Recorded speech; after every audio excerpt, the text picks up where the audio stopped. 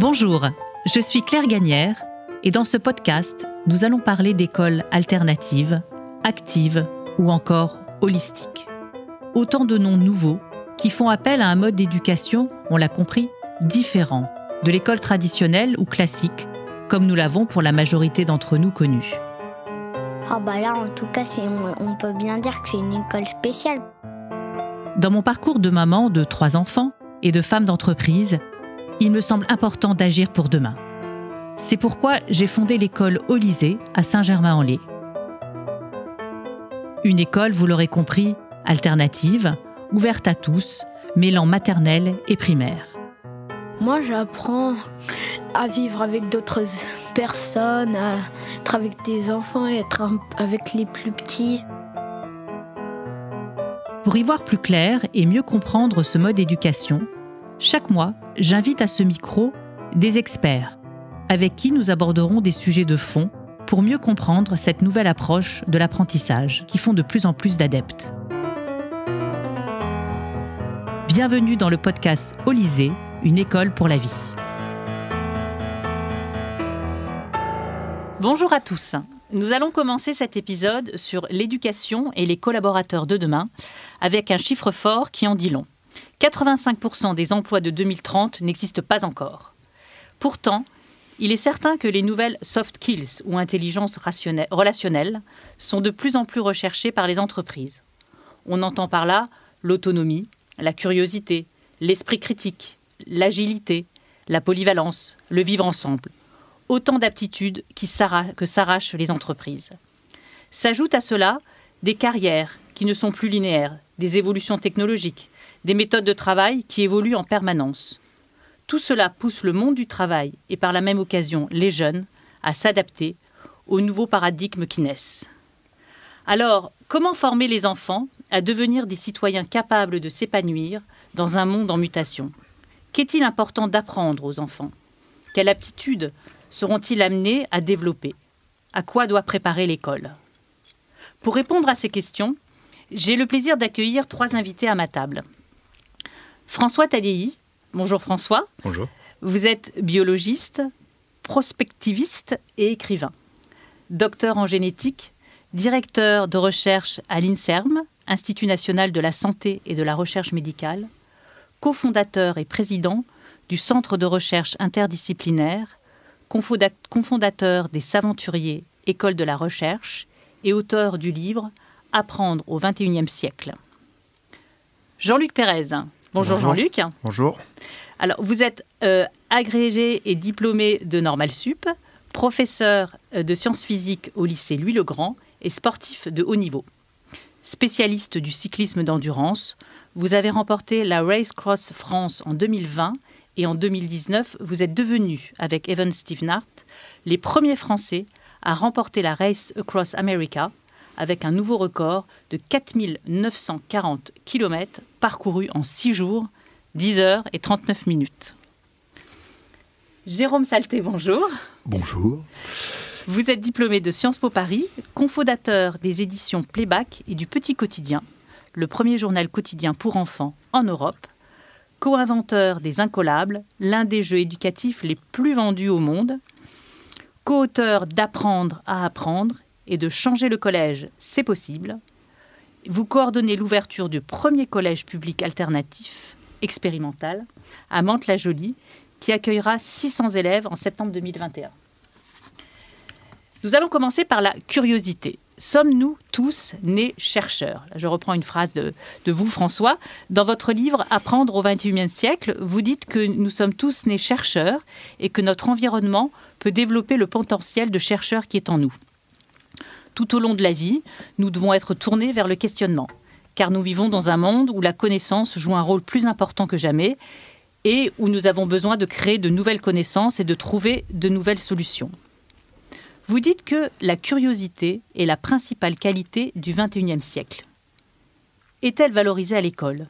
Comment la développer chez l'enfant ? Comment peut-on montrer les vertus du questionnement dans le système éducatif ? Merci François. Merci. La Curiosité n'est pas un vilain défaut, contrairement à ce que certains ont tendance à nous faire croire. Moi, à titre personnel, je me suis engagé sur ces questions quand on m'a dit, alors que mon fils avait 6 ans, qu'il était charmant mais qu'il posait des questions à l'école. Je me suis dit qu'il fallait questionner un système éducatif dans lequel on n'avait pas le droit de se questionner. Et je pense que la curiosité est nécessaire parce que face à un monde où on a toujours plus de défis à relever, où clairement les solutions d'hier nous ont plutôt amené dans le mur que permis d'avancer, il va falloir questionner les modèles existants pour les réinventer. Et donc il va falloir développer la pertinence du questionnement, voire son impertinence. Et c'est pas toujours évident pour les adultes d'être pris en défaut, parce qu'en fait l'une des raisons pour lesquelles on n'aime pas tant que ça les questions des enfants, c'est qu'on n'aime pas dire qu'on n'a pas la réponse. Alors qu'en fait Socrate était le plus sage de tous les Grecs parce qu'il savait qu'il ne savait pas. Donc il n'y a pas de honte à ne pas savoir. Ce qui est plutôt problématique pour moi, c'est de ne pas vouloir admettre qu'on ne sait pas. Et en fait, les adultes ont un avantage sur les enfants, c'est qu'ils ont éventuellement un certain nombre de ressources. Et à défaut d'avoir la réponse, ils peuvent aider les jeunes à trouver leur propre réponse et leur offrir des méthodes, qu'ils soient des enseignants ou des parents, pour les aider à passer de ce questionnement enfantin à un questionnement peut-être plus scientifique, qui est le propre de la recherche. Et c'est pour ça que c'est intéressant ce concept de tous chercheurs qui a été démontré par une chercheuse qui s'appelle Alison Gopnik à Berkeley, et elle a montré qu'on est tous nés chercheurs, on est tous nés capables d'avoir un modèle du monde qui nous aide à expérimenter. On fait régulièrement des erreurs, mais on apprend de nos erreurs et on révise nos hypothèses. Et en fait, c'est comme ça que fonctionne la démarche scientifique, mais c'est aussi comme ça qu'on a appris à marcher, qu'on a appris à parler, qu'on a appris à faire énormément de choses. Et la question, puisqu'on est tous nés chercheurs, on n'est pas tous nécessairement nés avec le bon environnement pour développer notre capacité. Typiquement, la curiosité, elle peut être développée ou enterré en fonction de... Typiquement, le pic de questionnement, c'est 4 ans. Mais si on ne nourrit pas ce questionnement, il va s'étioler, voire s'éteindre. Par contre, si on aide à passer d'un questionnement enfantin à un questionnement scientifique en apportant des méthodes qui viennent de différentes disciplines de recherche, alors on peut faire progresser les enfants individuellement, collectivement, et on peut leur montrer qu'on est dans un monde dans lequel quand on questionne, quand on avance, on n'est pas simplement des consommateurs de savoir produits par d'autres, mais on peut être des acteurs et des auteurs de la société de la connaissance. Vous avez proposé une nouvelle manière d'apprendre par la recherche avec votre programme Les Saventuriers, où là les enfants deviennent chercheurs et expérimentent sur leur environnement. Est-ce que vous pouvez nous expliquer ce programme ? Donc en fait, c'est un programme où il y a un parrainage entre un chercheur et une classe.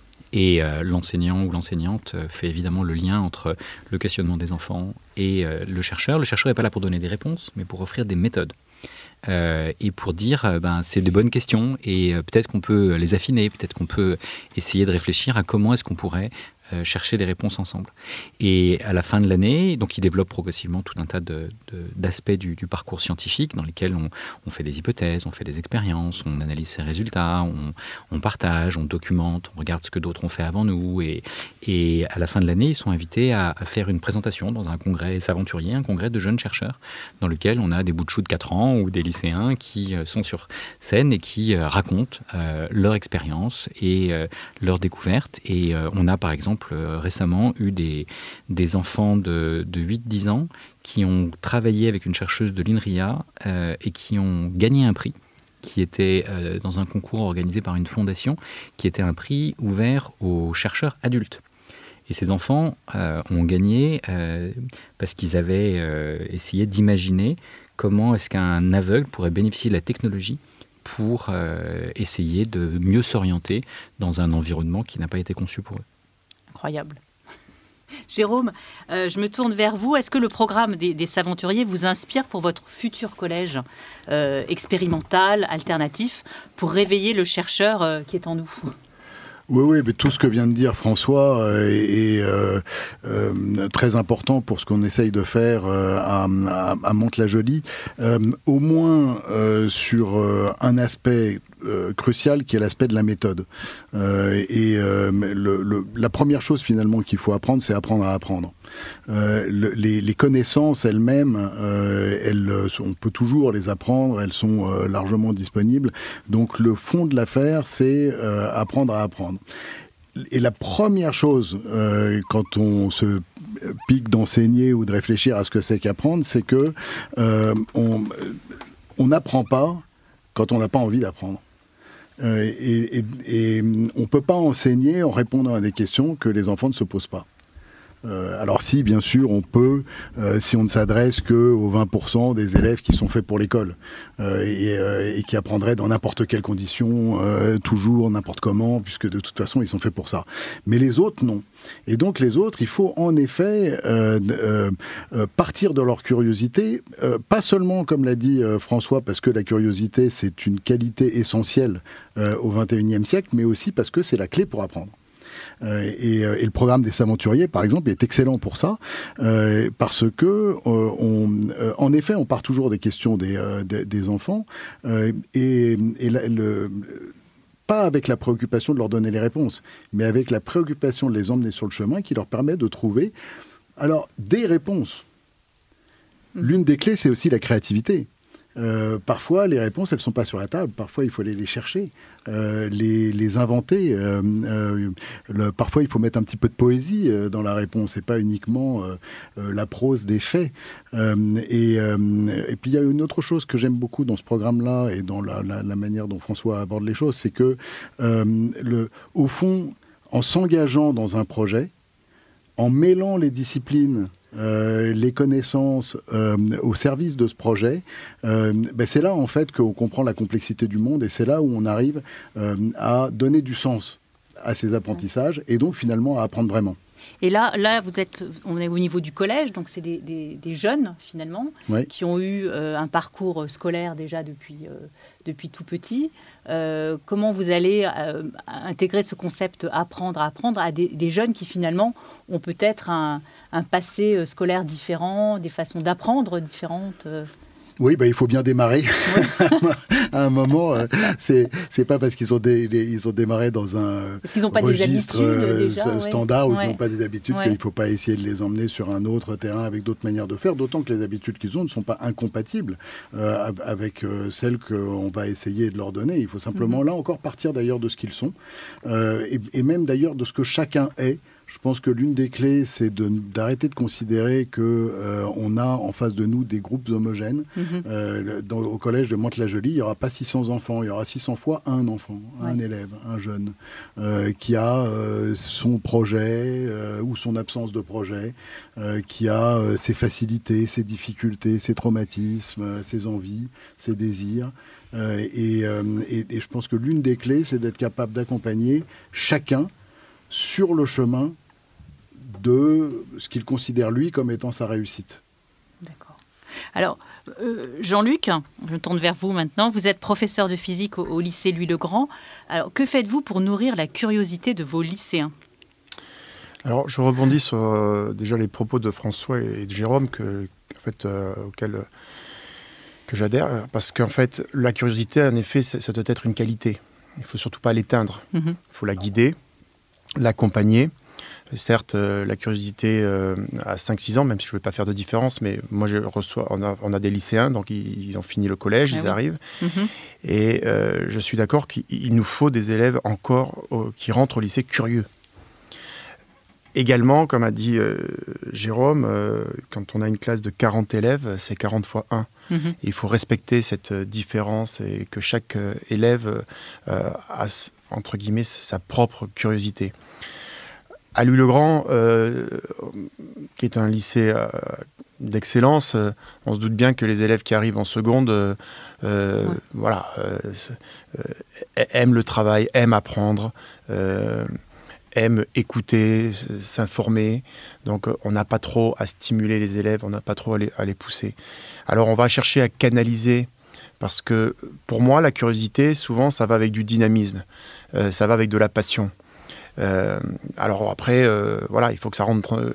Hélas, je dirais que peut-être la difficulté en France, c'est que quand on voit les élèves que 2 heures par semaine, c'est être capable de concilier ce qui les attire, travailler avec eux cette curiosité naturelle, et puis ce qu'on a à faire aussi en termes d'enseignement. Je trouve que, hélas, en France, on n'a pas suffisamment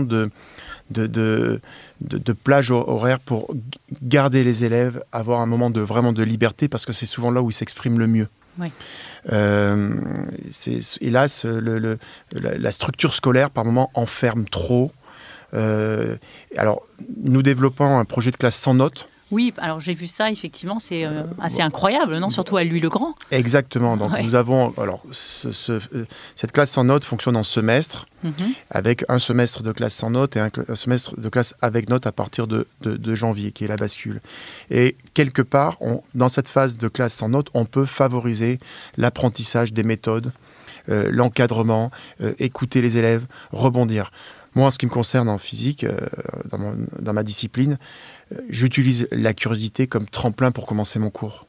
Je trouve qu'à l'heure actuelle, avec l'information, si on prend dernièrement l'expérience de Mars, l'information est riche et les élèves vivent, entre guillemets, la physique en vrai, parce que dans toutes les découvertes actuellement, en fait, on n'a pas besoin de forcer le trait pour les passionner. Donc, je considère que dans le cas d'une classe sans notes, on peut enlever l'ingrédient stress, qui est souvent associé à la note. Donc, on peut trouver cette forme de respiration et cette forme de liberté d'échange et insister sur les exigences, la rigueur, le travail. Et ça complète souvent beaucoup plus facilement leur curiosité. Qu'est-ce que vous en pensez, vous, Jérôme ? Est-ce que c'est quelque chose qui pourrait s'appliquer au collège à Mantes-la-Jolie ? Oui, c'est évidemment une réflexion à l'intérieur du projet pédagogique du Collège de Mantes, qui est une réflexion passionnante parce que très souvent, on confond beaucoup de notions. Par exemple, on dit un collège sans notes ou une classe sans notes, c'est une classe où il n'y a pas d'évaluation, ce qui est faux. On a besoin d'évaluation pour apprendre et pour avancer. La question est de savoir quelle évaluation. Et aujourd'hui, on met des notes parce que, logistiquement parlant, c'est facile. On fait passer un contrôle, on corrige le contrôle, on met la note, on fait une moyenne et à partir de là, on passe au sujet d'après. Et là-dedans, il y a beaucoup d'erreurs. Et en tout cas, on ne répond pas bien à la question de quelle est la meilleure manière d'évaluer les enfants. Et à mon avis, la meilleure manière, c'est celle qui combine l'exigence et la bienveillance. Si on prend un seul de ces ingrédients-là, on se trompe. Si on fait la bienveillance sans l'exigence, on fait un club med dans lequel il n'y a pas de progression, il n'y a pas d'apprentissage. Et si on fait l'exigence sans la bienveillance, on risque d'humilier, de stresser inutilement et donc de produire des éléments qui sont contradictoires avec l'apprentissage. Et c'est vrai du coup que la note est rarement la bonne manière d'évaluer dans cette perspective-là. C'est pas toujours la mauvaise manière. Par exemple, si on veut se préparer à un examen rituel comme le bac, où on a besoin d'une note parce que ça fait partie du rite, à ce moment-là, pour se préparer à cet examen, on va avoir besoin de la note. Mais sinon, si on veut mesurer l'acquisition réelle d'une notion, la note est totalement contre-productive, puisque dès lors que j'ai 10 sur 20, je considère que je peux passer à la question d'après. En réalité, avec 10 sur 20, ça veut dire que j'ai acquis la moitié de mon sujet. Exactement. Bon. Donc la vraie exigence, c'est pas ça. La vraie exigence, c'est d'attendre que l'acquisition soit réelle et complète. Et il y a beaucoup de choses à acquérir quand on est un jeune et qu'on fait son programme. Et donc je préfère les modes d'évaluation qui combinent la bienveillance et l'exigence et du coup qui se passent de la note. D'accord. Alors notre thème, c'est l'éducation et les collaborateurs de demain. Il y a un sujet qui nous intéresse, qui est l'interdisciplinarité à l'école. Alors, Jean-Luc, vous avez mis en place un projet pluridisciplinaire pendant le premier confinement qui s'appelait le Challenge Everest. Alors, est-ce que vous pouvez nous en parler et est-ce que les enseignants se sont pris au jeu de ce Challenge Everest ? Alors, c'est vrai que ce challenge, je l'explique rapidement, c'était le lycée Louis-le-Grand se situe rue Saint-Jacques, qui est une côte, enfin qui monte. Montagne. La montagne parisienne, en fait, qui permet sur 250 mètres parcourus de monter de 11 mètres verticalement. Lors du premier confinement, il y a eu très très vite chez les élèves un essoufflement et une perte de contact pour différentes raisons, notamment des gens qui n'avaient pas les ordinateurs, qui n'avaient pas le matériel et qui étaient... Donc j'ai réussi à fédérer et à partir d'un projet qui était un exercice de physique, l'étude d'un cycliste, des forces, de son mouvement, et puis leur dire finalement on pourrait le mettre en pratique devant notre lycée. Et l'idée c'était de faire un nombre de tours, puisqu'on avait fait une petite boucle, un nombre de tours qui permettait d'atteindre 8848 mètres de dénivelé en totalité qui correspondait à l'Everest. Et avec élèves, professeurs, parents, administration, en fait, tout participant. Et finalement, de 8h du matin à 18h, on a été capable en totalité, en cumulant la participation de tout le monde, de faire 4 Everest. Mm-hmm. Et donc, c'était vraiment... un an plus tard, puisque ces élèves étaient en seconde et sont arrivés en première, ils le redemandent. Et j'ai réalisé vraiment l'impact que ça pouvait avoir. Alors, d'un point de vue déjà des riverains qui sont venus, qui s'imaginaient pas que Louis le Grand pouvait faire quelque chose comme ça dans la rue. Ouais. Donc, c'était aussi un petit peu désacraliser l'idée qu'à Louis le Grand, on fait que bosser, qu'il n'y a que des machines de travail des élèves. Et pour les élèves aussi, c'était mettre quelque chose qui venait d'eux, en fait, un vrai projet pratique. Et également trouver une nouvelle relation avec les professeurs, parce que pédaler avec son prof devant son lycée. Et on sort du contexte. Puis après on mangeait des crêpes, il y avait de la musique. Et donc c'était une réponse à cette période de ce premier confinement qui était aussi mal vécu pour certains, et il fallait absolument qu'il passe l'été et qu'on fasse quelque chose en fin d'année qui permette d'évacuer un petit peu cette première phase. C'est un beau projet. François, vous êtes à l'initiative du Centre de recherche interdisciplinaire. Pourquoi la question qu'on se pose, c'est pourquoi devons-nous sortir de nos silos? Et pouvez-vous nous expliquer l'importance de l'interdisciplinarité à l'école? Oui, il faut peut-être redéfinir ce que sont les disciplines, mais les disciplines ont une longue histoire et elles ont permis de focaliser l'attention de communautés académiques, de communautés de recherche sur les maths ou sur la physique ou sur la chimie ou sur la biologie ou sous tout un tas de disciplines qui ont évolué depuis. Ce qui est certain, c'est que ces disciplines ont cette capacité à permettre de creuser un sillon toujours plus profondément. En même temps, elles sont aussi une manière de regarder le monde. Et la question, c'est est-ce qu'on doit regarder le monde seulement sous une facette ou sous plusieurs facettes? Et le monde, en fait, est complexe.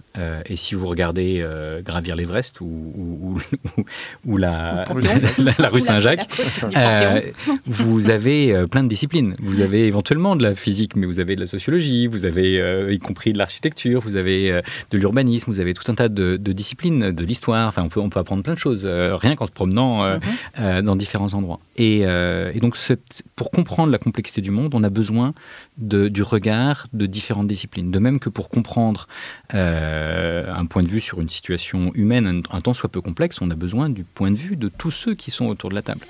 Et donc cette capacité à partager des points de vue et à montrer que ces points de vue en fait sont complémentaires. Là, c'est toujours la même rue Saint-Jacques ou c'est toujours le même Everest, mais suivant qu'on le regarde comme un physicien, comme un géologue, comme un géographe, comme un humain qui cherche à monter ou à descendre, etc., on voit bien qu'on n'a pas exactement le même point de vue sur ce sujet. Et donc cette capacité à faire converger nos regards pour mieux comprendre la complexité du monde, je pense qu'elle est essentielle. Et ce qui est intéressant, c'est que la nature ou la société et les humains ne sont pas nés avec des disciplines. Les disciplines, c'est une construction sociale qui a beaucoup d'intérêt, mais qui a aussi beaucoup de limites si on surconcentre sur les barrières qu'il peut y avoir entre ces disciplines. Donc il faut à la fois s'appuyer sur les disciplines et en même temps savoir les transcender, savoir les dépasser et permettre de mobiliser.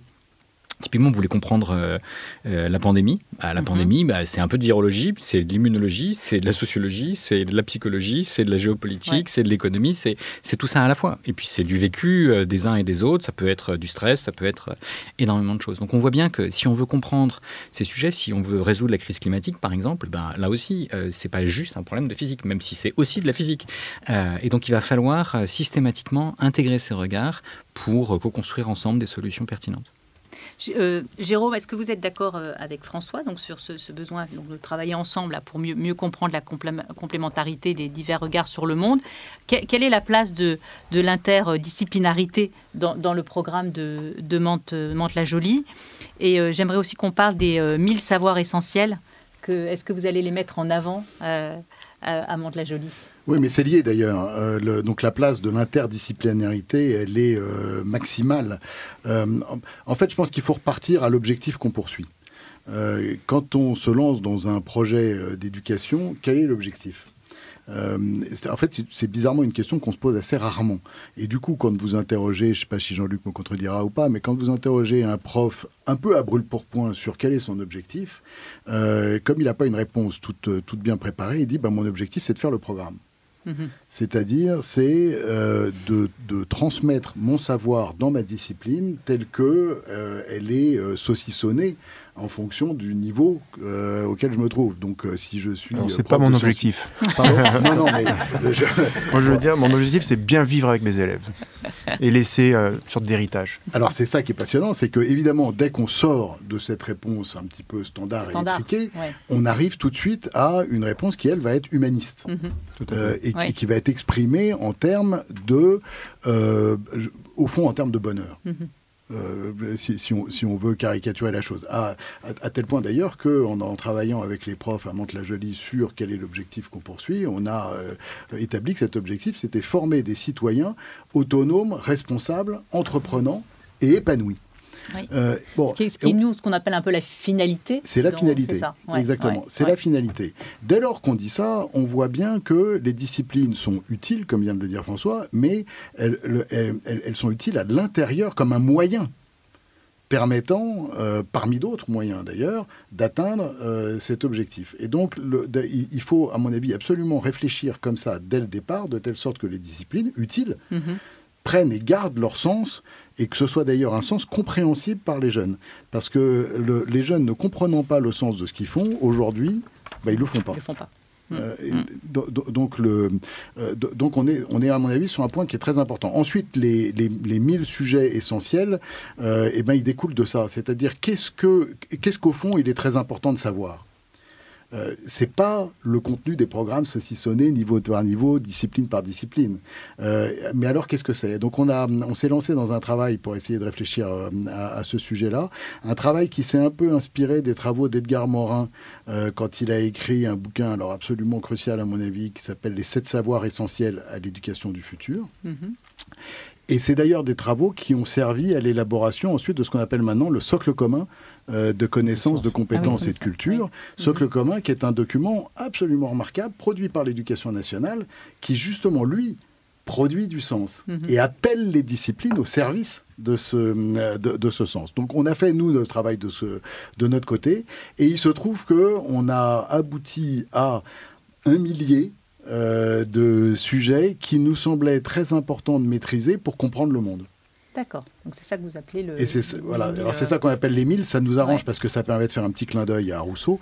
Mais au-delà de ça, ça permet aussi de dire, oui, il y a des acquisitions qui sont nécessaires, qui sont absolument indispensables pour la compréhension du monde. Et cette compréhension-là, si on la considère de manière interdisciplinaire, elle permet de prendre en compte la complexité dont a parlé François, qui est la seule vision possible du monde, et qui consiste aussi à dire que l'important, c'est pas tellement les savoirs séparés, saucissonnés, mais le lien qu'on est capable de faire entre chacun d'entre eux. Alors, on va justement aborder un dernier sujet qui est l'intelligence collective. On arrive finalement à ça. François, vous parlez de sortir des systèmes classiques d'apprentissage pour créer une planète des idées où on stimule l'imagination, organise différemment la circulation des idées, leur développement et leur coévolution avec les autres. Alors, est-ce que le numérique, donc on parle du numérique, là peut aider à faire émerger l'intelligence collective ? Alors, on peut produire l'intelligence collective à 2 ou 3, en face à face, sans aucun outil, il n'y a pas de doute. Mais si on veut mobiliser l'intelligence collective de 7 milliards d'individus, honnêtement, on ne va pas pouvoir le faire sans digital. Typiquement, par exemple, Wikipédia, personne n'aurait pu l'écrire. Donc il y a des encyclopédies qui ont été écrites au préalable, Diderot, d'Alembert et quelques autres y ont contribué. Ils l'ont fait avec les méthodes du XVIIIe siècle, mais à l'époque, ils pouvaient tout lire. Aujourd'hui, plus personne ne peut lire tout Wikipédia, même dans une seule langue. Il y a des millions de pages. Et donc, c'est évidemment des collectifs qui ont coécrit ces choses-là. Et la question, c'est comment est-ce qu'on peut aller encore plus loin? Et donc, à partir de cette base de données extraordinaire qu'est Wikipédia, on a demandé à une intelligence artificielle qui, elle, peut tout lire. Elle peut même le lire dans plusieurs langues. Et elle peut faire ce qu'on appelle du text-to-vec, c'est-à-dire qu'elle peut transformer un texte en vecteur. Alors, je ne sais pas si la dernière fois que vous avez vu un vecteur et si ça vous a fait peur, mais certains les connaissent mieux que d'autres. Et dans un espace vectoriel, vous pouvez calculer des distances. Et vous pouvez donc calculer des proximités. Et donc, si vous avez des textes dans cet espace vectoriel, vous pouvez savoir s'ils sont plus ou moins proches. Et donc, si vous avez des idées proches de quelqu'un d'autre, eh ben, éventuellement, on peut vous mettre en relation pour que vous échangiez sur vos idées. Ça peut être des idées de projet, ça peut être des rêves, ça peut être tout un tas de choses sur lesquelles on peut avoir envie d'échanger. Et donc, arriver à créer un GPS des idées, un GPS des rêves, un GPS des connaissances, aujourd'hui, c'est devenu possible. Donc, de même que pour naviguer dans l'espace physique, vous n'avez pas forcément besoin d'un GPS. Mais enfin, ça aide si vous êtes dans un endroit que vous ne connaissez pas bien, si vous voulez avoir des services qui vont vous aider à savoir quel est le plus court chemin, à savoir comment aller rapidement et par différents moyens de transport d'un endroit où vous êtes à un endroit où vous souhaitez aller. Et donc, dans le monde de la connaissance, si vous voulez déjà savoir ce que vous savez, c'est pas si facile. Connais-toi toi-même, et c'est vieux comme Socrate, mais c'est pas simple. Savoir ce qu'on ne sait pas, c'est super dur. Savoir comment on pourrait apprendre ce qu'on ne sait pas et qui nous serait utile pour avancer dans la vie, c'est pas complètement facile. Alors, si vous avez une famille qui a fait les mêmes études que vous, évidemment, ça aide. Sinon, vous êtes quand même très défavorisé par rapport à ça. Et comme le monde a tellement changé, les métiers sont tellement différents de ceux que les parents ont connus, de toutes les manières, les enfants sont confrontés à l'inconnu. Et donc, il va falloir les aider à structurer leurs connaissances, à savoir ce qu'ils savent, à savoir ce qu'ils ne savent pas, et à identifier des chemins, des personnes, des mentors qui peuvent les accompagner, des parcours qui vont les aider à grandir et à se développer. Et donc on peut faire ça pour des enfants, on peut faire ça pour des adultes qui veulent se reconvertir, on peut faire ça pour toute personne, et on peut, dans cet espace-là, faire un Tinder des rêves, où, vous savez, je ne sais pas si vous vous souvenez de la chanson de John Lennon, il disait « I may be a dreamer, but I'm not the only one ». Donc si vous êtes un rêveur et que vous êtes seul, en fait, c'est pas facile de transformer votre rêve en réalité. Mais si vous avez la chance de rencontrer des gens qui ont le même rêve que vous, alors vous pouvez transformer ce genre de rêve en réalité. Et d'ailleurs, le GPS dont je parle, moi j'en rêvais, j'en ai parlé d'ailleurs dans une émission de radio, et il y a un auditeur qui l'a entendu, qui était un formidable informaticien, Jean-Marc Sévin, qui m'a contacté et qui est venu au CRI pour nous aider à transformer ce rêve en réalité. C'est formidable. Jérôme, est-ce qu'on peut mobiliser l'intelligence collective au sein de l'éducation nationale ? En 2 minutes. Je suis content que ce soit lui d'avoir avant moi. On va laisser la parole à Jean-Luc dès que possible. Non, je peux répondre en tout cas sur un aspect de cette intelligence collective qui est un aspect plus terrain, physique que ce que vient de dire François, que j'achète en intégralité. Mais à Mantes, on l'a transformé pour imaginer une communauté apprenante. À la demande d'ailleurs des habitants du quartier du Val-Fouré où va naître le collège de Mantes. L'idée étant qu'on s'est rendu compte que si on faisait un projet de collège, il était voué à l'échec. Si on fait un projet de quartier, c'est-à-dire le collège étant au service de la réussite du quartier et le quartier se mettant au service de la réussite du collège, alors la réussite devient possible.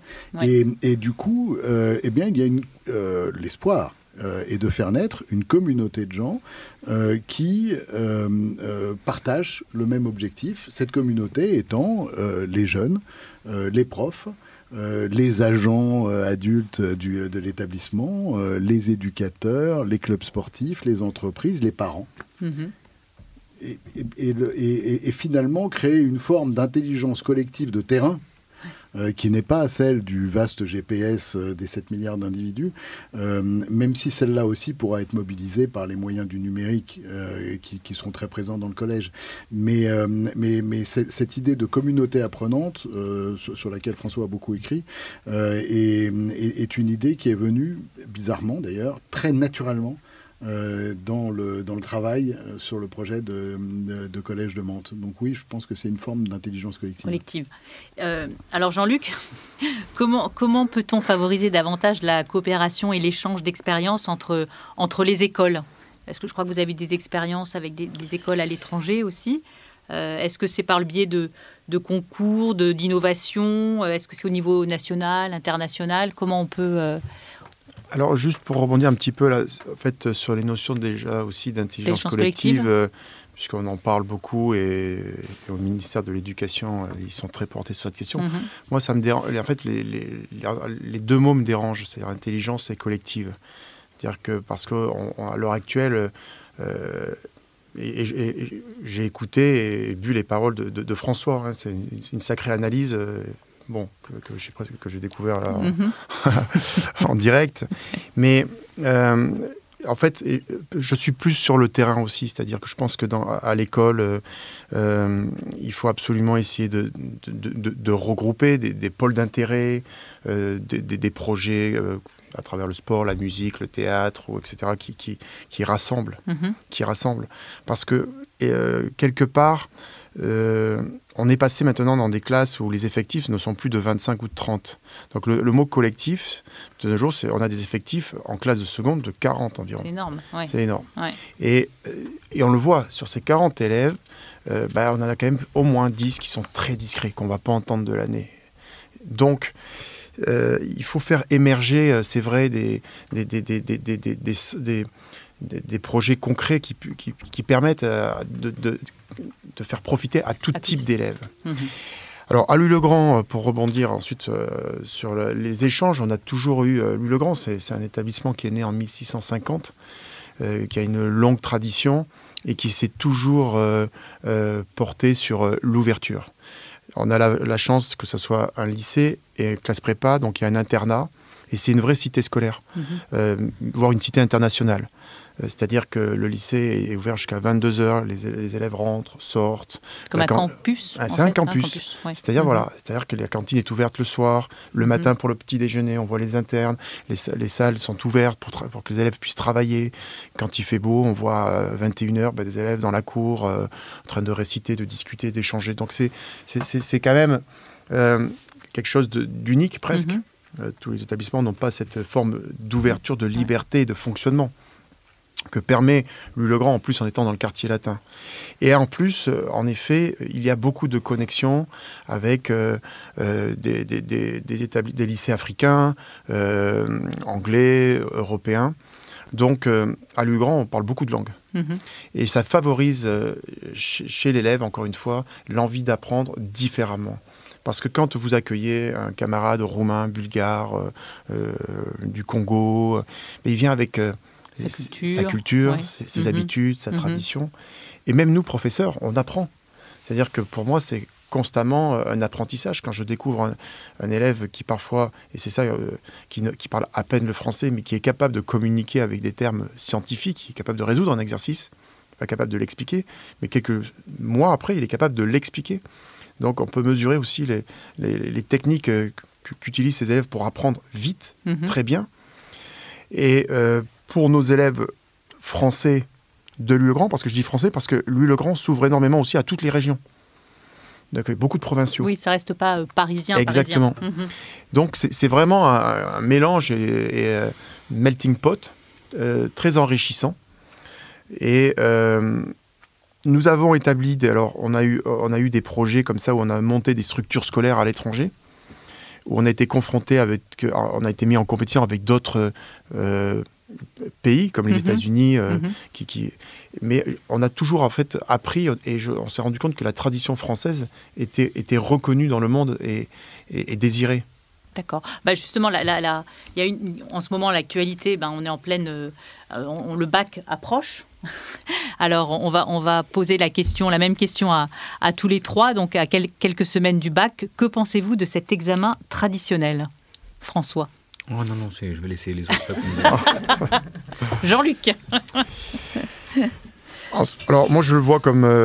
j'ai eu le bac, mes parents m'ont accompagné, je forme des élèves. Pour moi, le bac, je dis c'était parce que j'aimais bien le format du bac en juin, c'était une fête. Ça marquait une fin d'une période, c'était les élèves venaient le chercher, il faisait beau, etc. Ouais. Donc je considère que le bac était une forme c'était intergénération. C'est-à-dire que les parents vivaient le bac en même temps que leurs enfants, le petit frère, la petite sœur s'imaginaient le jour où ils passeraient le bac. Alors cette année, c'est la première mise en place du nouveau bac qui se fait en 2 temps, mars et juin. J'y suis attaché parce que quelque part, les élèves ont besoin de se confronter à autre chose. Autre chose, c'est quoi? C'est un sujet qui n'est pas fait par son professeur. Un sujet qui sera noté par quelqu'un d'autre. Maintenant, je ne sais pas trop quoi en penser parce que c'est vrai que à force de dire que le bac, on l'obtient sans trop d'efforts, etc., on a un peu cassé quand même pour les enfants parce que tout enfant qui passe le bac est stressé. Il n'est pas sûr de l'avoir. Donc, je pense qu'il faut maintenir une forme de tradition. C'était le bac, ça faisait partie de l'histoire de la France. Jérôme, qu'en pensez-vous? Je pense que le bac a perdu son aspect sésame qui était le sien auparavant. C'est-à-dire le bac, avant, c'était la clé du reste. On avait ou on n'avait pas le bac. Si on l'avait pas, c'était une voie. Si on l'avait, c'était une autre voie. Donc aujourd'hui, c'est moins vrai. Le bac est à l'intérieur d'un chemin. Et d'ailleurs, maintenant, on dit bac -3, bac +3, ce qui veut dire qu'en fait, il y a un chemin de 6 ans et le bac est au milieu. Donc, cet aspect-là, je pense qu'il a disparu, c'est comme ça. Mais moi, je suis assez... je ne sais pas si j'y suis attaché, mais en tout cas, j'aime bien l'idée du rite. Les rituels, je pense que c'est important aussi pour les jeunes, c'est important pour tout le monde, d'avoir comme ça des choses qui soient un peu solennelles, qui soient des repères.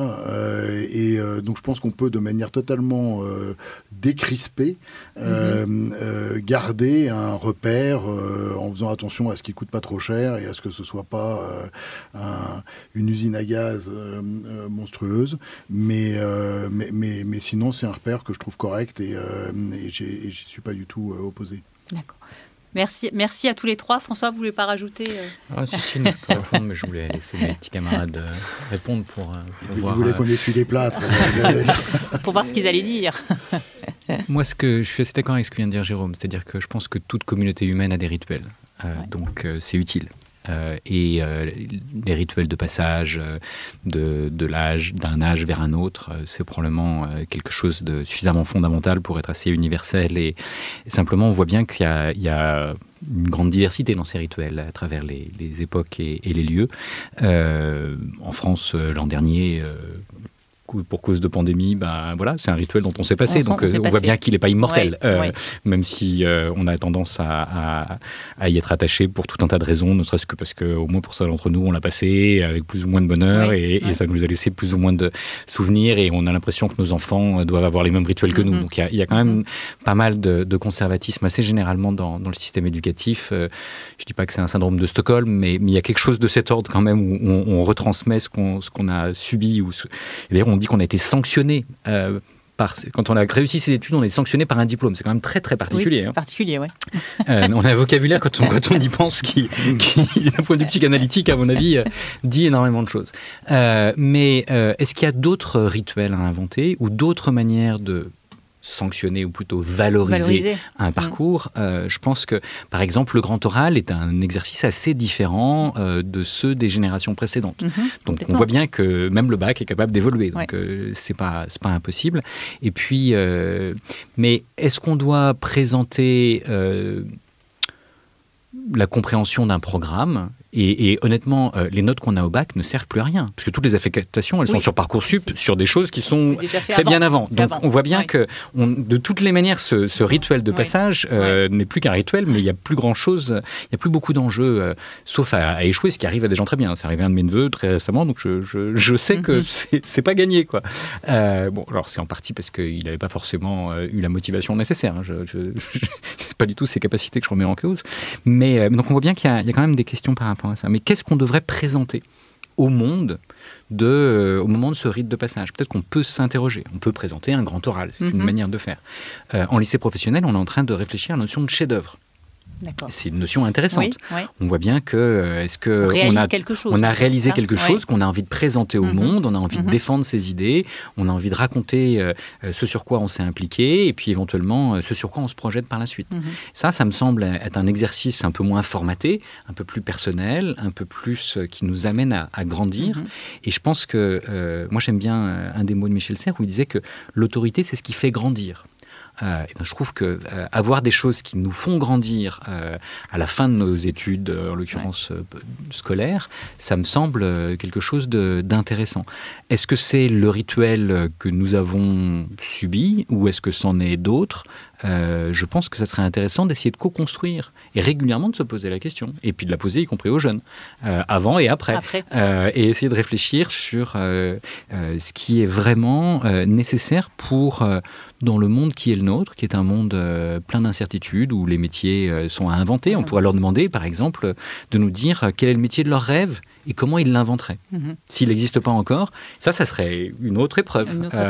Et donc, je pense qu'on peut essayer soit de, entre guillemets, sanctionner un cursus, soit essayer d'ouvrir l'esprit et d'inviter à se projeter dans l'avenir et éventuellement dans un avenir collectif. Est-ce que ça doit être une épreuve individuelle ou une épreuve collective ? Là aussi, on peut s'interroger sur qu'est-ce qu'on cherche. Parce que le beau titre de votre podcast, dont on a assez peu parlé, c'est le côté collectif.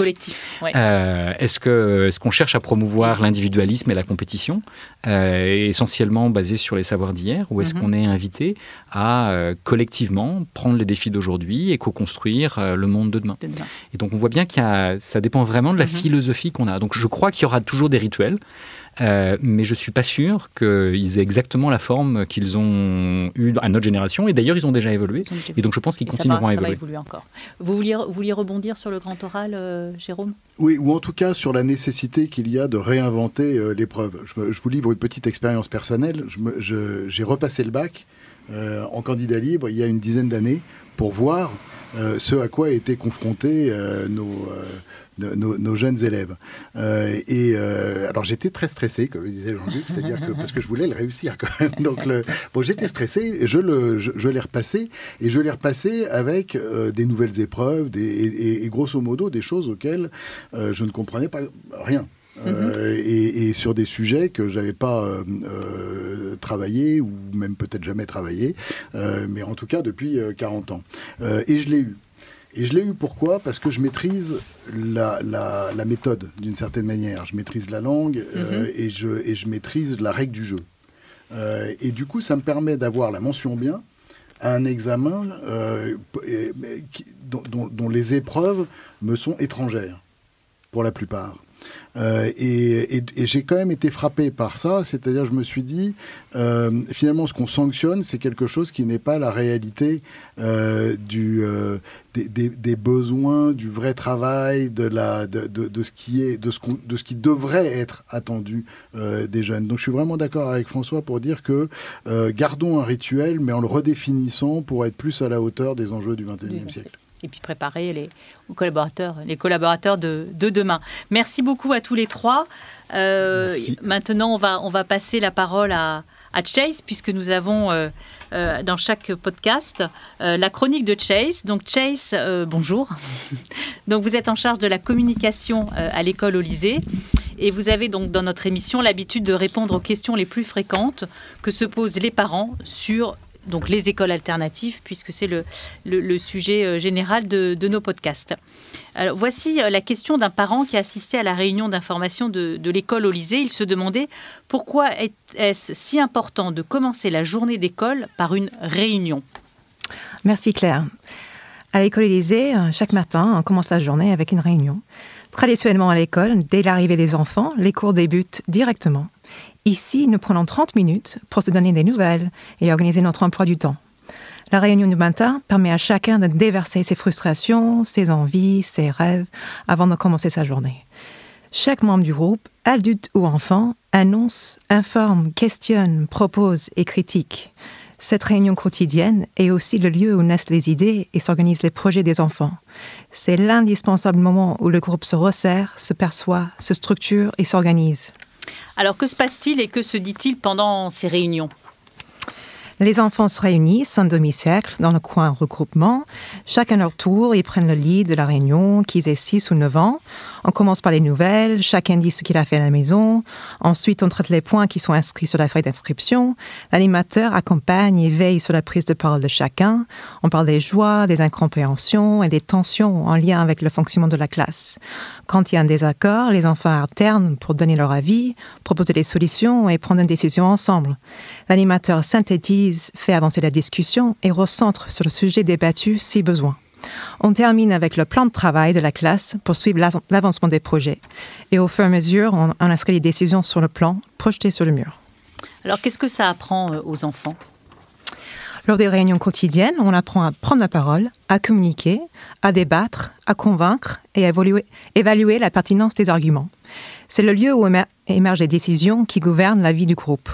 La réunion favorise notamment la cohésion entre les enfants, le respect des règles et établit un climat constructif pour le bon fonctionnement de la classe. Cette agora, ou lieu de débat, permet aux enfants chercheurs d'apprendre à poser de bonnes questions, d'échanger, de s'écouter les uns les autres et de résoudre leurs problèmes ensemble. Petit à petit, les enfants apprennent à prendre des initiatives, à mener une réunion, à construire leurs idées, à s'affirmer, à prendre en compte les idées de chacun et à être patients. L'objectif, par-dessus tout, c'est d'amener les enfants à se voir différemment, à changer leur rapport au monde et à gagner en confiance en eux. Merci beaucoup, merci Chase pour toutes ces précisions. Quant à moi, je vous dis au revoir et je vous remercie d'avoir suivi notre podcast. Merci à mes invités d'avoir participé à notre émission. Nous aurons le plaisir de vous retrouver pour un autre podcast qui sera sur le décrochage scolaire. Et en attendant, vous pouvez retrouver l'intégralité de cette émission sur le site www.école-olysée.fr et sur toutes les plateformes d'écoute de podcasts.